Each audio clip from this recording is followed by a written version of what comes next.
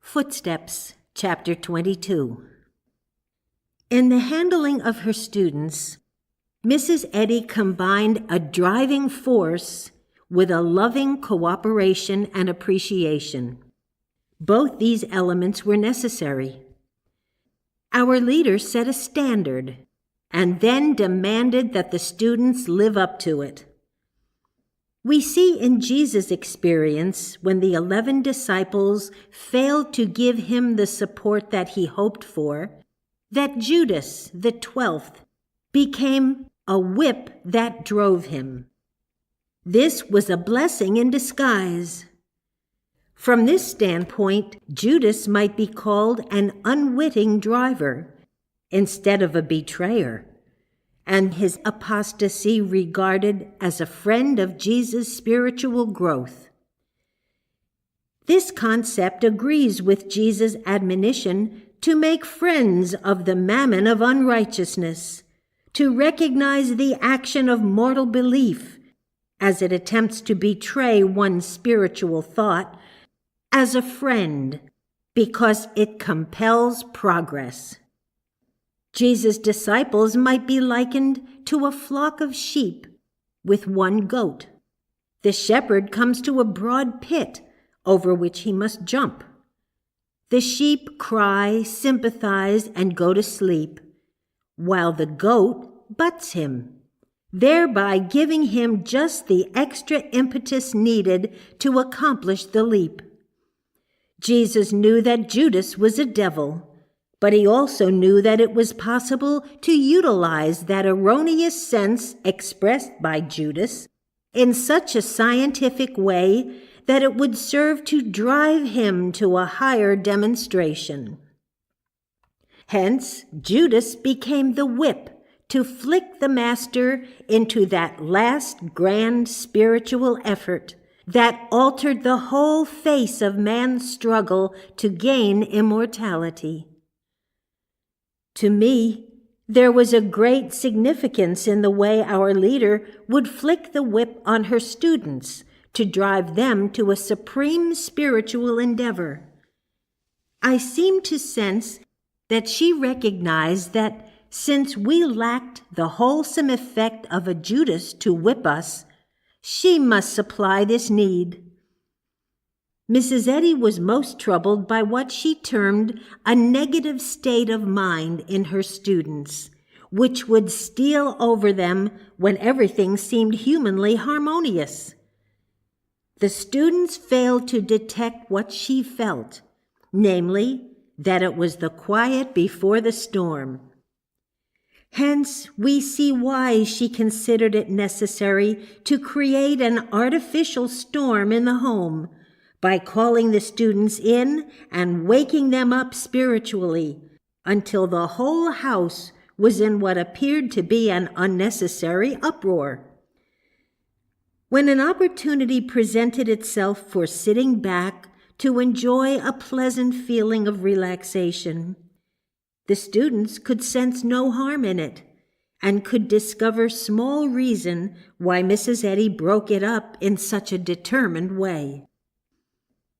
It is said that among those men who have charge of the repair crews of the subways in New York City, there comes a depressed feeling for which there is no accounting when 2 or 3 days pass by without a call for repairs of any kind. Normally, the calls come in on the average of 1 each hour, day and night. Therefore, a long period of quiet is looked upon as the calm before the storm, where the storm is some major accident. This is, of course, rank fear and superstition, but it does illustrate what Mrs. Eddy perceived in the mental realm. She recognized the students' lethargy as an open door to animal magnetism, just as she would have detected in the minds of these men in New York a state of thought that invited the very thing they dreaded. Mrs. Eddy provided the driving force for her students. She inspired them to a demonstration which otherwise they might not have attained unless confronted with some sharp human experience which would force them to it. Any student who feels within himself that which never permits him to relax from his scientific watchfulness and demonstration may consider that he numbers among his mental disciples a Judas, for which he may thank God, not a betraying, but a driving Judas. Judas took the joy out of the unity of that band of workers and turned the master over to his enemies. So our Judas is that which seems to rob us of our human joy and satisfaction in relaxation, just when we would sit down to the banquet of materiality with a keen anticipation. At this point, our Judas comes, pricks the bubble, and forces us up to God. Is that a friend or foe? The mortality in mortals is always wishing that this Judas might be removed so that it can take unalloyed pleasure in the harmless phases of human life. But the Christ idea in man always thanks the dear Father for the mammon of unrighteousness which, when he makes friends with it or gains a spiritual attitude of mind toward it, forwards his spiritual growth beyond what he deemed possible. When spiritual growth brought the students up to the point where they could appreciate what their leader did for them by forwarding their demonstration through what seemed a whip, their hearts went out in gratitude, and they reproached themselves for ever doubting the wisdom that she manifested in thus flicking the whip on their spiritual possibilities. In the 10th chapter of Luke, the Master said, "Notwithstanding in this rejoice not that the spirits are subject unto you, but rather rejoice because your names are written in heaven." It is quite evident to me that the state of peace in the students which disturbed Mrs. Eddy was a rejoicing because the devils were subject unto them, and not because their names, as insignia of their relationship to God, were written in heaven. What is this state of having the devils subject unto you? In the world, the man who is capable of living under the domination of mortal mind, or the devil, and at the same time steering his life down pleasant and prosperous paths, rejoices. But the Christian Scientist is not deceived into accepting any happiness that results from his ability to handle human affairs, so that they extend to him the pleasant side of mortal existence.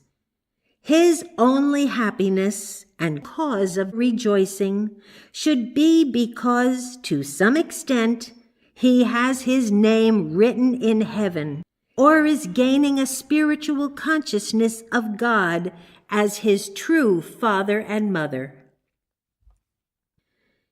Mrs. Eddy recognized that the most deadly action of mortal belief is where man is able to make it subject unto him as expressed in so-called human good. If a man was put into a den of lions, he would want to get out as soon as he could. He would actively seek a way out. But suppose he found that he could handle these lions and make them obedient unto him, so that he could lie down with them and let them keep him warm. Would he not lose his fear of them because he found them subject unto him? Would not his interest in seeking his way out of the cage wane?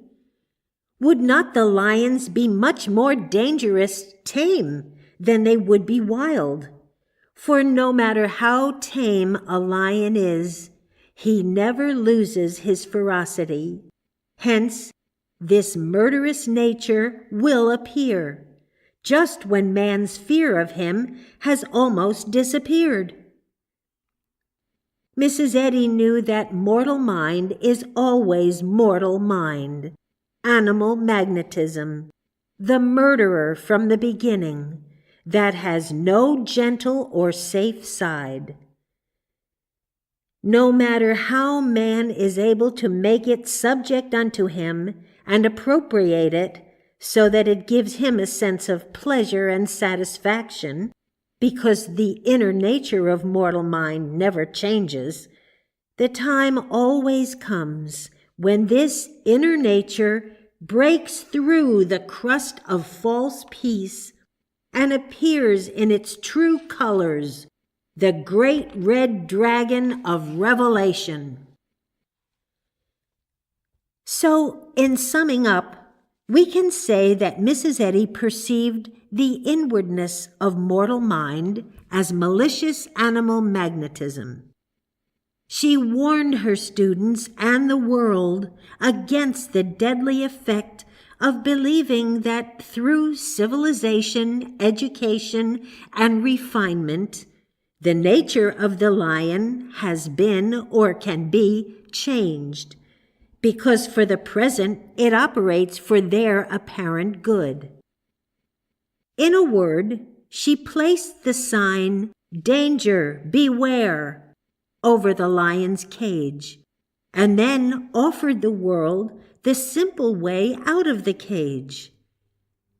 Is it any wonder that to her, the highest degree of all evil was to see a man in the cage, oblivious of his danger, grateful to the lions for their kindness, and fighting tooth and nail anything that might expose the situation so that he might see it correctly?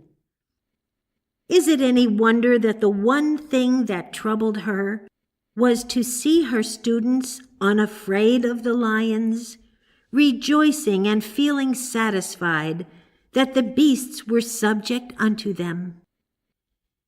As long as she saw her students aware of the situation, active in seeking the spiritual mode of escape from animal magnetism, and joyous in their growing consciousness of their relationship to the divine mind, she knew them to be safe.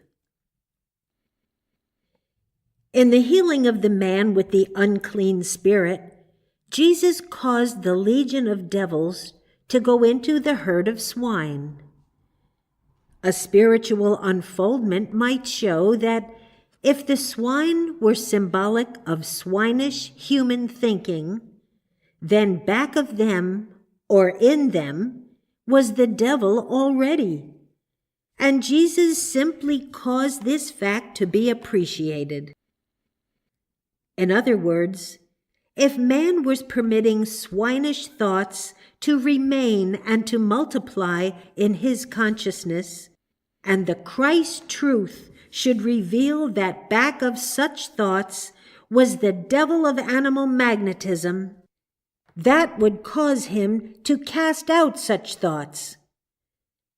If a Christian Scientist harbors human thinking at any time, it is merely because he or she does not recognize the legion of animal magnetism that is hidden within such thinking.